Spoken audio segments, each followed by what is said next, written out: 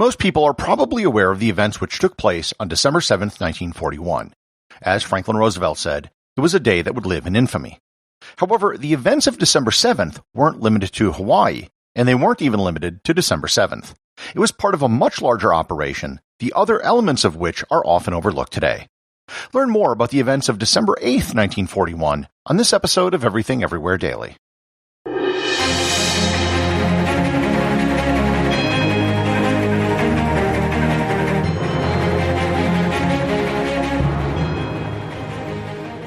This episode is sponsored by Audible.com.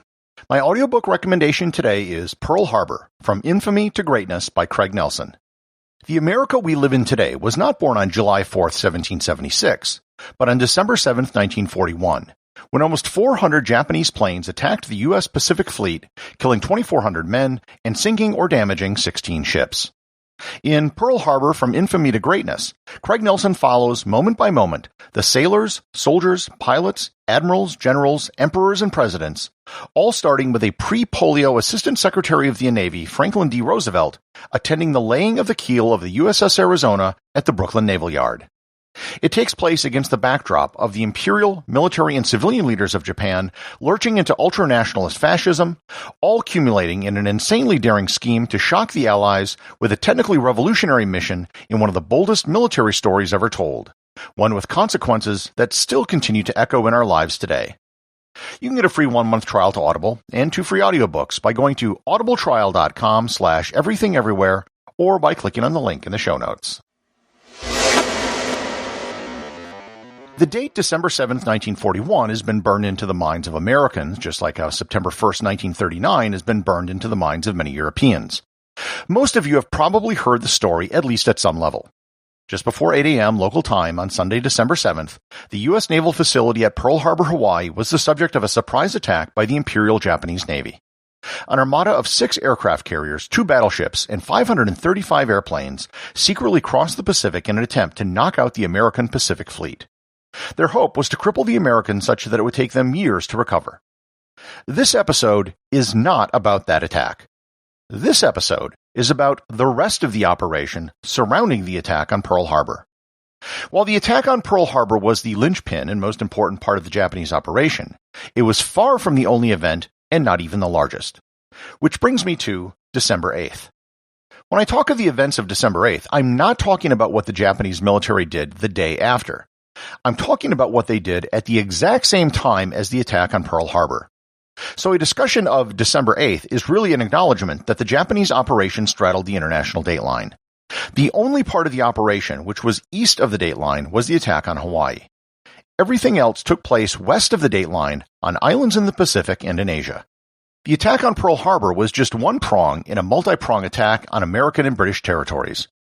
So the Japanese strategy was basically the end of every Godfather movie when all the family's enemies get killed at the same time. So what else was going on while Pearl Harbor was being attacked? Answer: a lot. Taking out the American fleet in Hawaii was paramount, but the United States had other assets in the region that Japan sought to eliminate at the same time. Going east to west, the next island which housed American forces was Wake Island. Wake is a coral atoll in the middle of the Pacific. On the island were 450 U.S. Marines, 68 Navy personnel, and approximately 1,200 civilians. Wake Island was a major refueling stop for Pan Am flights crossing the Pacific, and most civilians either worked for Pan Am or were involved in the construction projects on the island. The attack on Wake began on Monday morning, December 8th, about an hour after the Pearl Harbor attack when they received word by radio. Wake was besieged for 15 days before finally falling to the Japanese. 49 Marines and 70 civilians were killed. Everyone else was captured and placed in internment camps. Wake remained in Japanese control until their surrender in 1945. The U.S. bombed the island, but there was never a concerted effort to retake it. The next part of Japan's December 8th plan was the Island of Guam. Guam had been a U.S. territory since the Spanish-American War. While much larger than Wake Island, the military contingent on the island wasn't much larger, with only 547 Marines and sailors. However, there was a civilian population of about 23,000 people. The governor of Guam was notified of the attack on Pearl Harbor at 4:45 a.m., Monday, December 8th. At 8:30 a.m., a Japanese plane launched from the nearby island of Saipan began attacking military positions on the island. Saipan had been under Japanese control since World War I. Guam only held out for 2 days. The island was simply too big for the small number of soldiers who had to defend it.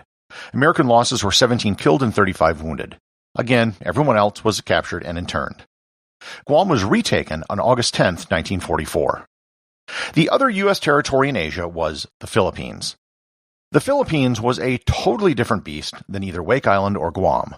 The invasion of the Philippines was vastly larger than what happened at Pearl Harbor. The Philippines had a population of tens of millions of people, and the Japanese saw it as a major element of the Japanese Empire. The combined American-Filipino forces numbered about 150,000. News of the Pearl Harbor invasion reached Manila at 2:20 a.m. on December 8th. That morning, the invasion began with Japanese ground forces which sailed from the island of Formosa, now known as the island of Taiwan, which was Japanese territory at the time. They landed on the northern end of the island of Luzon. The first American conflict with the Japanese was with the USS William B. Preston, who encountered Japanese vessels in Davao Bay. The Philippines campaign was one of the bloodiest of the war. 25,000 Americans and 100,000 Filipino soldiers were killed, and it's considered by many to be the worst American defeat in history. The Japanese invasion lasted through May of 1942, and the country wasn't taken back in full until the surrender of Japan in 1945. Estimates of the number of civilians killed in the Philippines during the war range from 100,000 to 240,000. Many of the stories from the Philippines during the war, such as the Bataan Death March and the Battle of Manila, will be topics of future episodes. I should also note that an American military riverboat in the Yangtze River, the USS Wake, was also captured on December 8th. These December 8th attacks were not the only ones that the Japanese conducted on that date. They were really busy. When Japan declared war on the United States, it also declared war on the United Kingdom.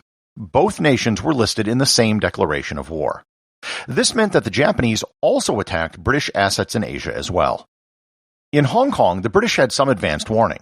The Japanese had been assembling across the Shamchung River, which is the border between Hong Kong and China, for the previous week.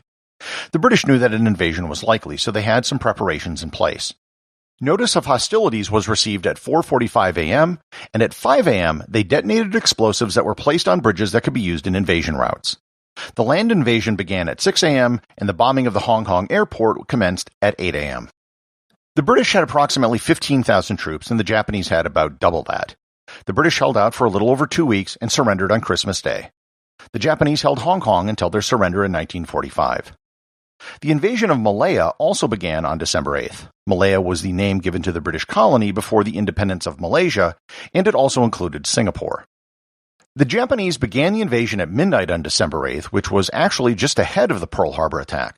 They landed at Kota Baru, which is the northeasternmost part of Malaysia near the Thai border and on the Gulf of Thailand. The amphibious forces came from the island of Hainan in China.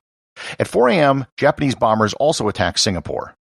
They quickly established a beachhead at Kota Baru and then spent the next several weeks and months working their way down the peninsula until Singapore fell on February 15th. The fall of Singapore was the largest surrender of British forces in history. The Japanese also invaded Thailand on December 8th, but it only lasted for 5 hours before an armistice was signed. Thailand agreed to allow Japanese troops to pass through for the invasion of Burma, and it ended up becoming a quasi-puppet of Japan throughout the war, even declaring war on the US and the UK. The other thing that happened on a very busy December 8, 1941, is that the Netherlands preemptively declared war on Japan. The shocking thing about this is that the declaration of war was announced before they got news of Pearl Harbor. The Japanese didn't return the favor until January 11th. In hindsight, from a very short-term perspective, the Japanese plan actually worked amazingly well. Everything they attacked in their Night of the Long Knives was taken. The Americans were unable to respond or assist the defenders on Wake, Guam, and the Philippines. Likewise, the British were too far away and had too much on their plate at home to do anything about their colonies in Asia. For 6 months, the Japanese were able to act without much resistance, taking the Dutch East Indies, New Guinea, and many other Pacific islands. Of course, from a long-term perspective, the decision to bring the United States into the war was foolish. The United States was the world's largest economy, had the largest industrial capacity of any country on Earth, and was the largest producer of most strategic resources needed during that period, in particular, oil and iron. The Japanese had spread themselves very thin very quickly. More grandiose plans of invading India, Australia, or Hawaii were impossible given the amount of manpower required to hold what they had, let alone the issues with oil and other resources. The war planners in Tokyo thought it would be years before the United States could fight back. Admiral Yamamoto, the head of the Japanese combined fleet who had studied in the U.S., thought that it would only give them 6 months.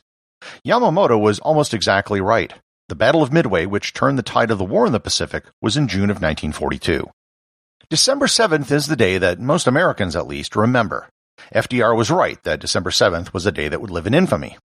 However, we shouldn't lose sight of the fact that the attack on Pearl Harbor was just one part of a much larger campaign, the rest of which all took part on the other side of the international dateline on December 8th, 1941. The associate producers of Everything Everywhere Daily are Peter Bennett and Thor Thomsen. If you'd like to support the show, please join the list of patrons over at patreon.com. And also remember, if you leave a review or send me a question, you too can have it read on the show.